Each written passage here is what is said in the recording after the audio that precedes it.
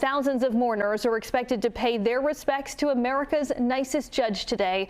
Right now, a public wake is being held at the Rhode Island Convention Center for Judge Frank Caprio. It started just about an hour ago. And that's where we find 12 News anchor Mike Montecalvo. Mike, who have you seen there so far? What's the mood like? You know, Kim, it's just everyday people and local leaders. It's a good mix, and really that was Frank Caprio's life, right? He never forgot where he came from. Even though he lived in South County, he was also a Federal Hill boy, and a lot of the people here today are paying their respects to him. He died last Wednesday at the age of 88 after a courageous fight with pancreatic cancer, and it was just another thing that Frank Caprio put out there, that you can fight even the worst of the diseases. Let's take you outside just to show you some of the respect that the judge has today. This is the Providence Fire Department with the American flag. You know, it can't go unnoticed that Judge Caprio was a veteran. He was part of the National Guard for about 8 years. And of course, so many people coming in, as Kim mentioned, thousands of people expected. Now, the public wake started at 3, but they were lining up here in the convention center starting at 1 o'clock. It is in Hall A, and it's been a steady flow of people for the last couple of hours. You know, his friends say he never forgot where he came from. I asked 2 of his sons, Frank and David Caprio, what he was like as a dad. What was Frank Caprio like as a dad?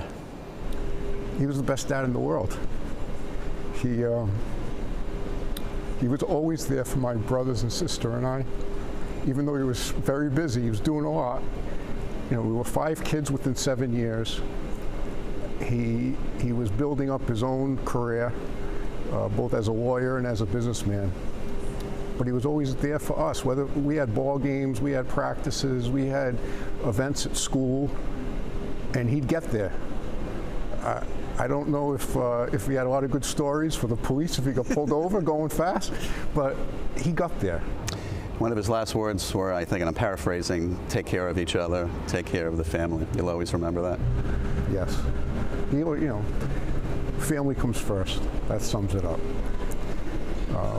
What's going on this week and is a great, great legacy that he leaves behind for the whole community coming together for him. David, what was your dad like? He was the same person that you saw on television at home. He was always looking to help people. He was kind and generous, and he was that same person that you saw. He embodied what his parents taught him, and he liked to tell that to people. When people would ask him, how did you get to be this way? He said, very simple, I just did what my parents taught me. You had a special memory growing up of your dad? I do. I was playing baseball for Narragansett Junior High School. We were in the playoffs. We were playing at Cardines Field in Newport, and my father never missed a game for my brother Frank, who was an outstanding athlete. Me, not so much, but he still came to every game for all of us.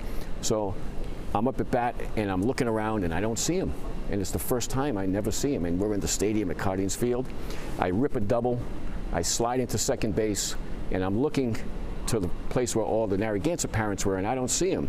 Then I hear his voice, and he had just gotten there. He was a little bit late, and he was working his way through the stands. I heard his voice, and I looked at him, and he was pumping his fist in the air, and I stood up on second base, and I pumped my fist right back at him. It's one of my favorite memories of my life. It's a fantastic moment. And memories they will always remember. I asked both of them what was their favorite part with their dad, and they talked about just being around the kitchen table, eating, telling stories, and enjoying the family. By the way, there is an extended interview with Frank Caprio. He talks about his dad and the impact he had, not just in Rhode Island, but around the world. He said he saw it firsthand. You can see that interview right now on WPRI.com. We'll have more from people who know Frank Caprio coming up tonight at 4:30. Right now, we're live at the Rhode Island Convention Center. I'm Mike Montecalvo. 12 News. All right, Mike, thank you. So wonderful to hear those terrific memories from 2 of his sons. And if you aren't attending Judge Caprio's funeral tomorrow, you can watch it live on our 12 Plus TV app, on WPRI 12, or on WPRI.com. That coverage will start at 10 a.m.